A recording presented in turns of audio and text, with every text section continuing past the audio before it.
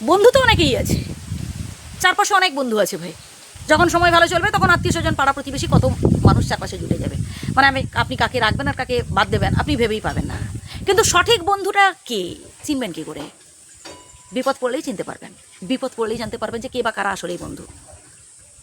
যখন পকেটে টাকা থাকবে না ভাই, তখন ওই প্রেম প্রীতির মানুষগুলো না, তখন ওই জানালা দিয়ে ফুরুত ফুরুত করে উড়ে পালাবে, কাউকে পাশে পাবেন না। থাকবে শুধুমাত্র আপনার পরিবার, যে পরিবারটাকে আপনি এখন দূর করেছেন, যে পরিবারটাকে আপনি ভাবছেন যে এরাই মনে হয় আমার শত্রু।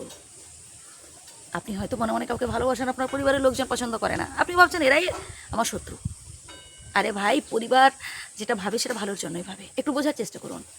সব থেকে বড় শুভাকাঙ্ক্ষী হচ্ছে আপনার পিতামাতা। আপনার পিতামাতার থেকে বেশি ভালো আপনার কেউ চাইতে পারে না। এইসব আত্মীয় স্বজন, বন্ধু বান্ধব, প্রেমিক প্রেমিকা ভাই, এরা দুদিনের জন্য ভাই। এরা যখন আপনার পকেটে টাকা থাকবে তখন থাকবে, যখন কঠিন পরিস্থিতিতে পড়বেন কেউ থাকবে না পাশে ভাই, কাউকে পাশে পাবে না। চারিদিকটা মনে হবে যেন ধু ধু করছে। এখন মনে হচ্ছে আপনি যেন গোলাপের বাগানে শুয়ে আছেন, একটা সময় দেখবেন মনে হবে যেন আপনি মরুভূমিতে আছেন ভাই।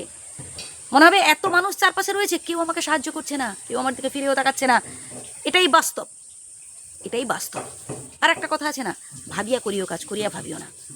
লোকে গাছে তুলে দিতে পারে ভাই, কিন্তু সেই গাছ থেকে নামতে গেলে না অনেক কষ্ট হয় ভাই। হয় দুম করে পড়বেন, নাহলে সেই গাছেই আটকে যাবেন আর নামতে পারবেন না। তাই অন্য কারোর কথা নয় ভাই, পরিবারের কথা কানে নিন। আপনার স্বামী কি, আপনার স্ত্রী, আপনার পিতামাতা, আপনার ভাই বোন ভাই, তারা কি বলছে আগে শুনুন, গুরুত্ব দিন ভাই। বিশেষ করে বৈবাহিক বিষয়ে যাওয়ার আগে ভাই, দুটো পরিবার কতটুকুন অ্যাডজাস্ট করতে পারবে এটা ভাবুন। বা আপনি যাকে বিয়ে করবেন তার সাথে কতটুকুন আপনি অ্যাডজাস্ট করতে পারবেন এটা ভাবুন। পরিবারকে অবশ্যই গুরুত্ব দেবেন।